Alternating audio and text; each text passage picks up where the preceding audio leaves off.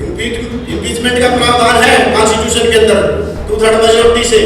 Without 2/3 majority उनको उनकी service से रिमूव किया गया और उनको सजा दी गई। ये जो अधिवक्ता जो संघ का जो निर्माण जो हमने कॉन्स्टिट्यूट किया है, इसके माध्यम से जितने भी हाई कोर्ट है, जितने भी हाई कोर्ट और हाई कोर्ट के अंदर जितने भी डिस्ट्रिक्ट और डिवीजन कोर्ट है, उन डिवीजन कोर्ट के अंदर हम अपने प्रतिनिधित्व भेजे। 792 प्रकार के संविधान बने हैं, 792 प्रकार के संविधान बने हैं, जिनमें से 518 प्रकार के संविधान सस्पेंड हो चुके हैं, 518 प्रकार के। और 518 प्रकार के संविधान सस्पेंड होने के बाद इनमें से बाकी जो बचे हैं उनमें से 192 संविधान आज लागू हैं, क्योंकि यूएनओ के मेंबर मेरे ख्याल से 192 हैं। तो 192 प्रकार के संविधान आज लागू हैं और 82 प्रकार के संविधानों को रद्द किया जा चुका है।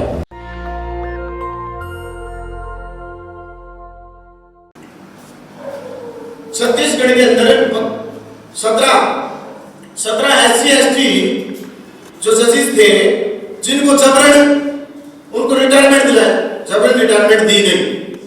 अगर वो रिटायरमेंट नहीं दी जाती तो आने वाले साल में एज ए सीनियरिटी के हिसाब से वो हाई कोर्ट में एलिवेट हो जाते। दूसरी बात, ऐसे बहुत सारे उदाहरण हैं। एक एग्जांपल, जैसे इस देश के अंदर जो जुडिशियल सिस्टम के अंदर जो करप्शन जो चला था, उस करप्शन के खिलाफ जस्टिस कर्णन ने अपनी आवाज उठाई और जस्टिस कर्णन ने वो चीजें उठाई, उनका अधिकार भी था उठाने का, लेकिन उनके साथ हुआ क्या? इतिहास में कॉन्स्टिट्यूशन के अंदर एक सरेआम लोकतंत्र की हत्या हुई। कैसे हुई? बीइंग ए जस्टिस रहते हुए उनको रिमूव किया गया विदाउट इम्पीचमेंट का प्रावधान है कॉन्स्टिट्यूशन के अंदर 2/3 मेजोरिटी से। विदाउट 2/3 मेजोरिटी उनको उनकी सर्विस से रिमूव किया गया और उनको सजा दी गई। इतिहास में पहली बार बीइंग ए जस्टिस उनको सजा दी गई। सेम सिचुएशन इधर प्रशांत भूषण के सामने होती है। इधर क्या देते हैं? उसको फाइन देते हैं 1 रुपया। इधर क्या देते हैं? 1 रुपया फाइन। तो डिस्क्रिमिनेशन बिल्कुल कंटिन्यूअस है। अब मैं बात करता हूं, ये अब डिस्क्रिमिनेशन है और वो सभी भाग 3 हम क्लेम कहां करते हैं? हमारे वो राइट्स है वो इंडिविजुअल के खिलाफ नहीं है, वो इंडिविजुअल के खिलाफ नहीं है, वो कहां है? स्टेट के अगेंस्ट में। इसलिए ये जिम्मेवारी बढ़ती है कि जो ये जिम्मेवारी ये बढ़ जाती है कि स्टेट अगर डिस्क्रिमिनेशन करता है। ये करिया मुंडा की जो रिपोर्ट हुई और करिया मुंडा की जो रिपोर्ट आई थी 15 मार्च 2000 के अंदर, और करिया मुंडा की जो रिपोर्ट आई, इन्होंने सुप्रीम कोर्ट के अंदर और हाई कोर्ट के अंदर जो हमारी पोजीशन है SC/ST जजेस की वो बताई है। वो बड़ी डिटेल में मैं उसमें नहीं जाऊंगा, लेकिन इन्होंने एक जबरदस्त बात ये कही मुंडा रिपोर्ट में। इन्होंने कहा कि Bombay high court and Delhi high court are not following the policy of the reformation. दूसरी बात है कि इसमें एक साथ कई बार जो है लॉ कमीशन ने रिपोर्ट अपनी रिपोर्ट भेजी है और उस रिपोर्ट को लागू नहीं करते हैं। वो चाहे हमारे कुछ मिनिस्टर लगा लो या पॉलिटिकल प्रेशर की वजह से, उधर क्या है कि आर्टिकल 312 के अंदर प्रावधान दिया गया है, जो बाद में जोड़ा गया अमेंडमेंट के बाद, जुडिशियल कमीशन। जैसे पब्लिक कमीशन है, यूपीएससी है, उसी के आधार पर जुडिशियल कमीशन का गठन किया जाए और जुडिशियल कमीशन के गठन के बाद जितने भी जस्टिस और हायर जुडिशरी के अंदर जजेस अपॉइंट हो वो जुडिशियल कमीशन रिक्रूटमेंट के थ्रू हो। लेकिन जो कोलिजियम सिस्टम है उसके अंदर कोई भी ट्रांसपेरेंसी नहीं है, और वो ट्रांसपेरेंसी यानी कि अनफिट, नॉट फाउंड सुटेबल, उनको सुटेबल नहीं पाया गया। सिर्फ उसके अंदर रिजेक्शन का कोई कारण अगर हम पूछते हैं या फिर को आरटीआई लगा के इसकी जानकारी मांगते हैं तो वो जानकारी नहीं देते। तो ये बहुत सारी बातें हैं, लेकिन ये समस्या है, समस्या का समाधान ये सिर्फ आधे मिनट में, ये समस्या है। और इस समस्या के लिए ये जो अधिवक्ता जो संघ का जो निर्माण जो हमने कॉन्स्टिट्यूट किया है, इसके माध्यम से जितने भी हाई कोर्ट हैं, जितने भी हाई कोर्ट और हाई कोर्ट के अंदर जितने भी डिस्ट्रिक्ट और डिवीजन कोर्ट है, उन डिवीजन कोर्ट के अंदर हम अपने प्रतिनिधित्व भेजे, और वहां हाई कोर्ट के अंदर जब हम अपना प्रतिनिधित्व भेजेंगे, हाई बार काउंसिल के अंदर हमारे प्रतिनिधित्व जाएंगे, तब जाकर हमारा जो रिप्रेजेंटेशन, जब हमारी बात उधर सुनी जा सकती है मांगने से या फिर रिक्वेस्ट करने से, क्योंकि हमने अपना दबदबा बार काउंसिल के अंदर और बार एसोसिएशन के अंदर हम अपने अधिवक्तागणों को उधर भेजे, तब जाकर हमारी बात सुनी जा सकती है। तो बातें और भी बहुत सारी थी, लेकिन ये इधर समा चाहूंगा क्योंकि समय को भी ध्यान में रखना पड़ेगा। सभी को मेरा जय भीम, जय भारत, जय मूल निवासी, जागो मूल निवासी, जय संविधान।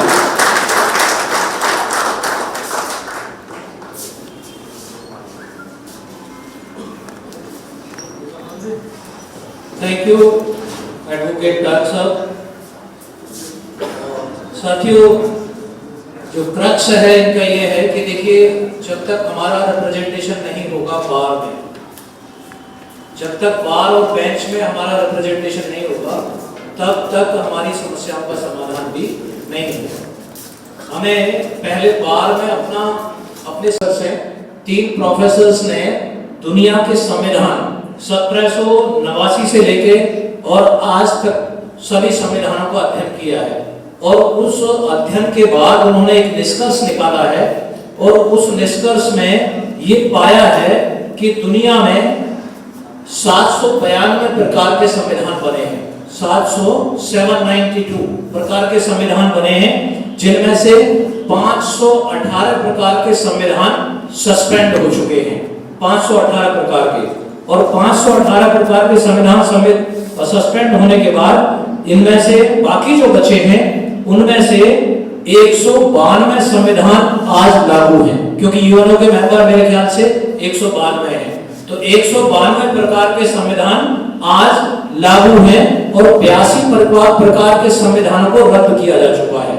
अब अक्सर लोग ये दलील देते हैं कि भारत का संविधान कमजोर है, भारत का संविधान रिटर्न है, भारत का संविधान सबसे बड़ा है, या भारत का संविधान कॉपी पेस्ट है। इसके खिलाफ आप लोगों के पास एक बहुत बड़ा तर्क इस स्टडी से निकल के आया है। कैसे निकल के आया है कि जब बाबा साहेब अम्बेडकर भारत का संविधान बना रहे थे, तो बहुत लोगों ने इसकी आलोचना की थी कि ये संविधान बहुत बड़ा हो जाएगा, ये बहुत वॉल्यूमिनस हो जाएगा, और जो उस टाइम के दुनिया के सबसे सर्वोत्तम संविधानविद थे आइवर जेनिंग्स की बहुत वकालत की जा रही थी कि इनसे भारत का संविधान बनवाया जाए। लेकिन भारत के अग्रणी नेता बाबा साहेब अम्बेडकर की विद्वत्ता को पहचान चुके थे, उनके ज्ञान की गहराई को पहचान चुके थे, और उन्होंने ये एकमत होकर के निर्णय लिया कि बाबा साहेब अम्बेडकर को ही ड्राफ्टिंग कमेटी का चेयरमैन बनाया जाए। अब बाबा साहेब अम्बेडकर के द्वारा जो बनाया हुआ संविधान है, वो 71 साल की जिंदगी जीने के बाद भी उद्दंड लोगों की नाक में नकेल कसने में कायम है। 71 साल की जिंदगी जीने के बाद भी भारत का संविधान भारत की विविधताओं के रहते हुए भी, जाति, धर्म, भाषा और रंग, रूप, संस्कृति की विविधता के रहते हुए भी भारत का संविधान भारत की एकता और अखंडता को अक्षुण्ण रखने में कायम है। लेकिन आइवर जेनिंग्स का बनाया हुआ श्रीलंका का संविधान 6 साल की आयु में ही मृतप्राय हो गया। तो ये आप लोगों के पास इसको मैं सब लोगों के पास शेयर करूंगा by WhatsApp. I give you each and every detail. ये बहुत, उस कमेटी में 3 प्रोफेसर्स हैं, sir Thomas Gilsberg, sir Zachary Elkins, sir James Malcolm. ये 3 प्रोफेसर्स हैं। इन तीनों प्रोफेसर्स ने संसार के सभी संविधानों का अध्ययन किया है, लगा के 1789 से लेकर के और आज तक ये सभी संविधानों का अध्ययन किया है।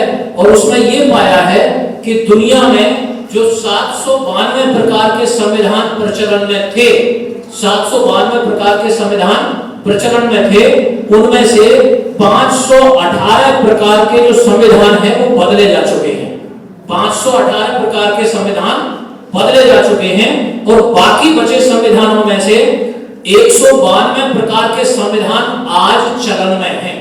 192 प्रकार के संविधान आज चलन में हैं और जो बाकी संविधान है 82 संविधान वो सस्पेंड हो चुके हैं, वो सस्पेंड हो चुके हैं।